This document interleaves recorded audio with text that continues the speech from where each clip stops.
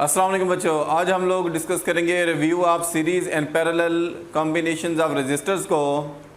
बाज़ दफ़ा लेबॉर्ट्री के अंदर हमें जो रजिस्टर चाहिए होती है वो हमें अवेलेबल नहीं होती, तो हम डिफरेंट रजिस्टर को पैरेलल या सीरीज़ में कनेक्ट करके हम रिक्वायर इफेक्ट जो है वो ले सकते हैं। अब हम ये बारी बारी डिस्कस करेंगे। सबसे पहले हमारे पास है series combination of resistors. Series combination of resistor में रजिस्टर जो है वो आपस में इस तरह से कनेक्ट होते हैं।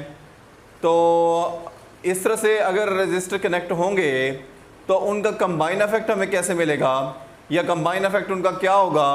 कंबाइन इफेक्ट अगर रजिस्टर इस तरह से सीरीज़ में कनेक्ट हैं, उनका बच्चों कंबाइन इफेक्ट हम इस फार्मूले से मालूम कर सकते हैं।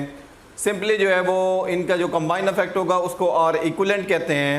आर इक्विवेलेंट इक्वल होगा R1 plus R2 plus R3 के।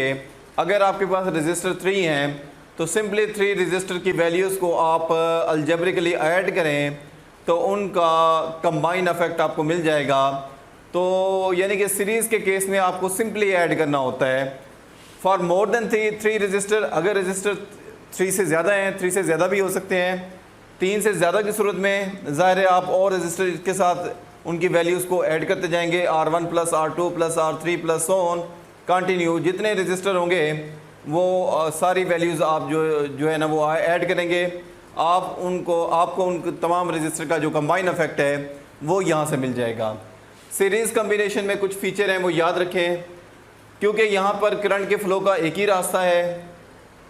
जो करंट इस रजिस्टर में से पास होगा, नेक्स्ट रजिस्टर में से भी वही करंट पास होगा, उससे नेक्स्ट रजिस्टर में भी वही करंट पास होगा, चाहे रेजिस्टेंस डिफरेंट ही हो। यानी कि हर रजिस्टर की रेजिस्टेंस जो है चाहे डिफरेंट ही क्यों ना हो, करंट सब में से सेम पास होगा। रेजिस्टेंस डिफरेंट होने के बावजूद भी करंट जो है वो सेम पास होगा, क्योंकि करंट के फ्लो का रास्ता ही एक है। जितने इलेक्ट्रॉन यहाँ से एंटर होंगे वही आगे जाएंगे, वही अगले में से पास होंगे, तो करंट सेम रहेगा। Same current passes through all register.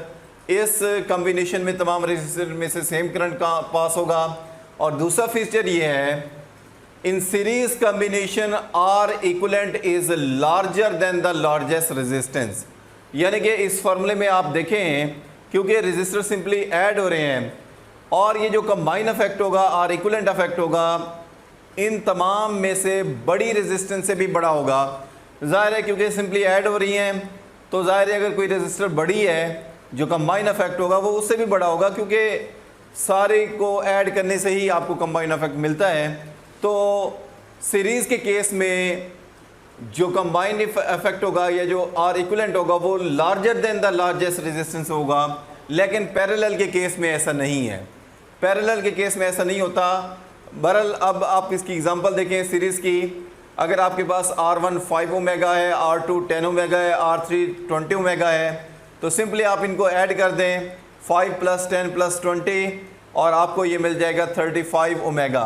यानी कि अगर आपके पास आपको 35 चाहिए तो आप 5, 10 और 20 की रजिस्टर जो है वो सीरीज़ में कनेक्ट करने से आपको 35 का इफेक्ट मिलेगा। तो इस तरह से ये जो है ना वो ये उनका आर इक्विवेलेंट होगा।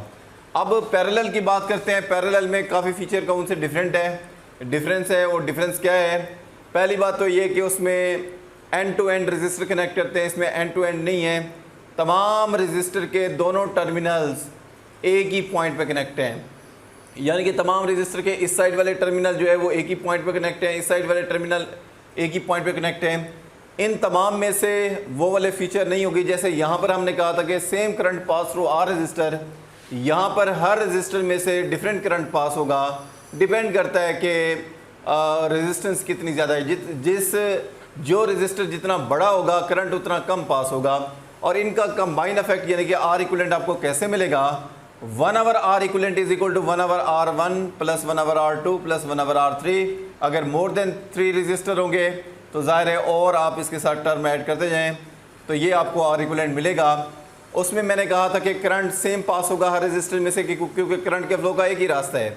यहाँ पर जो करंट आएगा वो हर रजिस्टर में से करंट के फ्लो करने का अलग अलग रास्ता है। जिसकी रेजिस्टेंस बड़ी होगी उसमें से करंट कम पास होगा, जिसकी रेजिस्टेंस छोटी होगी करंट ज़्यादा पास होगा। इसी तरह से हर रजिस्टर में से सेम करंट पास नहीं होगा। Current is different through each resistor, जबकि वहाँ पर था same current is pass through all resistor. यहाँ पर है R equivalent is smaller than the smaller resistance. वहाँ पर हमने ये कहा था कि सीरीज़ के केस में जो आर इक्विवेलेंट होगा वो बड़ी रेजिस्टेंस से भी बड़ा होगा, और यहाँ पर जो है आर इक्विवेलेंट जो है वो इनमें से जो छोटी रेजिस्टेंस होगी उससे भी छोटा होगा। अब वही example R1 5 omega, R2 10 omega, R3 20 omega, ये हम 3 रेजिस्टर ले रहे हैं, वही जो हमने वहाँ पर लिए हैं। जब हम इसको इक्विवेलेंट में हम इसको कनेक्ट करेंगे तो उनका जो कंबाइन इफेक्ट होगा वो कितना होगा। जैसे यहाँ पर हमने कहा कि smaller than the smaller resistance होगा। अब हम देखते हैं ये smaller than the smaller resistance है या नहीं है। हम इन तमाम वैल्यूज़ को इसमें पुट कर देंगे, ये आ जाएगा। इसका एलसीएम लेकर इसको सॉल्व करें, 7/20 आ जाएगा, क्योंकि ये 1/R इक्विवेलेंट है। आर इक्विवेलेंट बराबर हो जाएगा 20/7 के। 20 को 7 पे डिवाइड करें 2.85 आ जाएगा।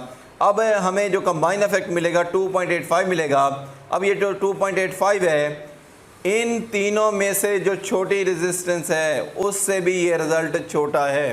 तो बच्चों साबित हो गया कि हमारे पास सीरीज़ में जो कंबाइन इफेक्ट होगा, जो इक्विवेलेंट इफेक्ट होगा, वो बड़ी रेजिस्टेंस से भी बड़ा होगा, और पैरेलल में जो छोटी रेजिस्टेंस होगी कंबाइन इफेक्ट उस छोटी रेजिस्टेंस से भी छोटा होगा। तो ये बच्चों सीरीज़ और पैरेलल कॉम्बिनेशन के जो फीचर हैं उनका डिफरेंस है, जो कि हमने यहाँ पर डिस्कस किया। बहुत शुक्रिया बच्चों।